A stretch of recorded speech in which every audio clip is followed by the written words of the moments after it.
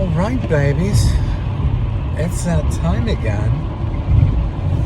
Oh, yeah.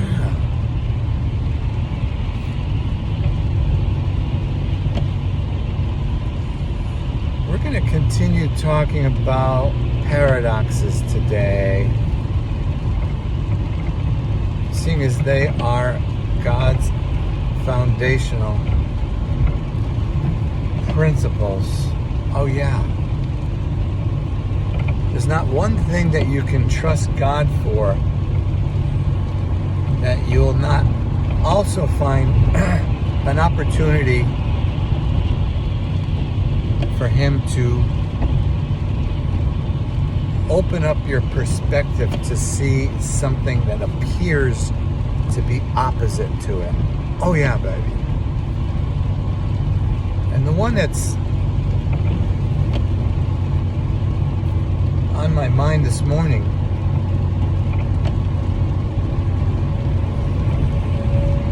is the juxtapositioning of faith and knowledge. Oh yeah.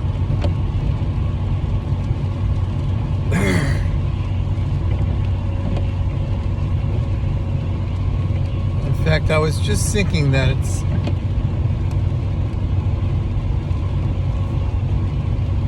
one of the problems of fundamentalism and believing that the entire Bible is perfect as God's Word is it gives people a false sense of knowledge. And so their security is in their believing they've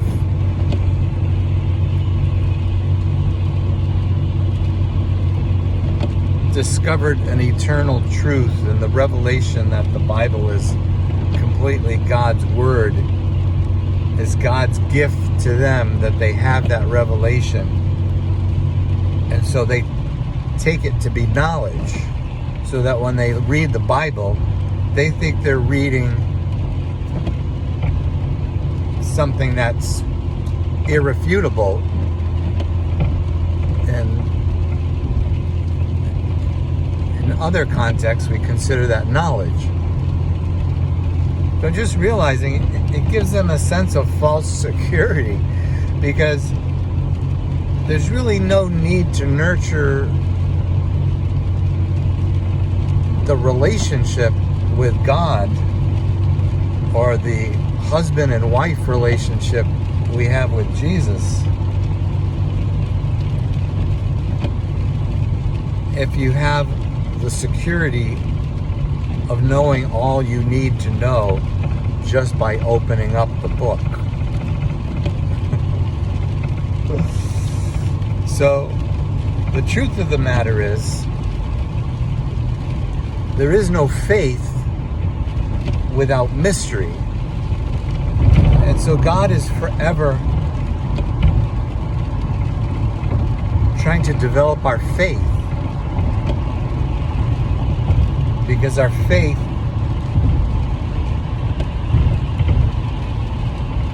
is our demonstration of love.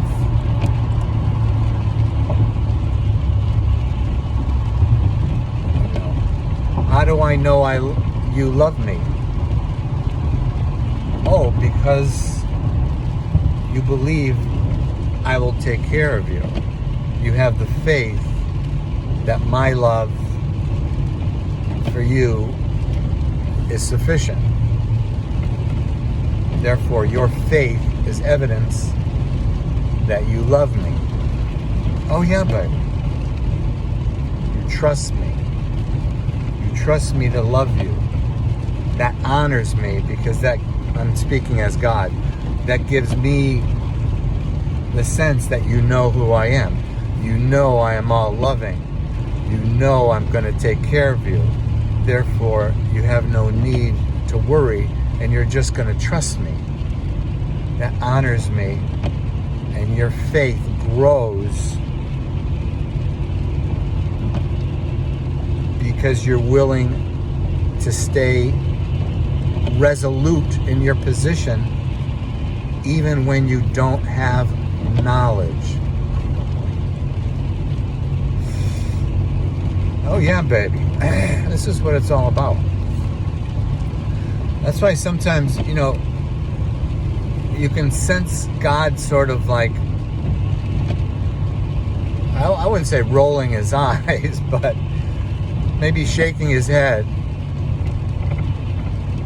that people are missing it when they're constantly asking for things or asking for more.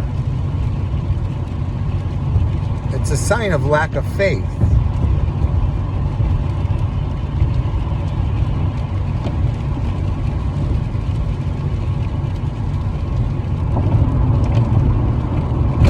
Because how else can you activate your faith unless you're in a place of either mystery or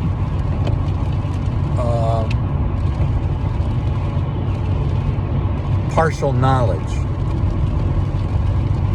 If you had all the answers, you wouldn't need the faith. And if what blesses God most is your faith in believing that he is all loving, then the answer to your problems is not more knowledge of what's going to happen to you in the future. In fact, in this case, you couldn't be more secure in your faith than when you are surrounded by darkness and mystery. You catching the paradox here, baby? But that's what blesses God. And if there's anything we should be doing, it should be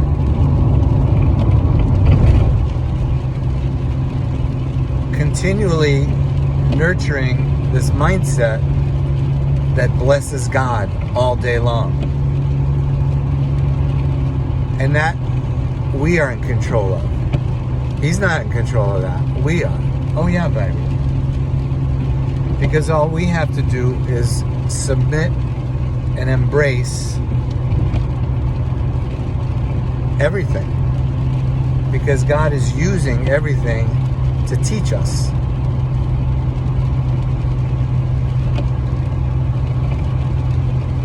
So when circumstances aren't to your liking,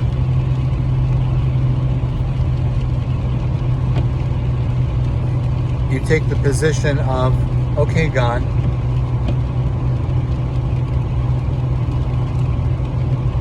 how can I have your mind in this situation?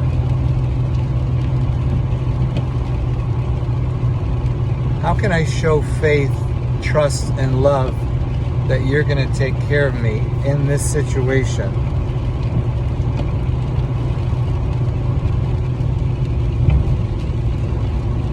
And more often than not, it's just in believing that. And when you do, you have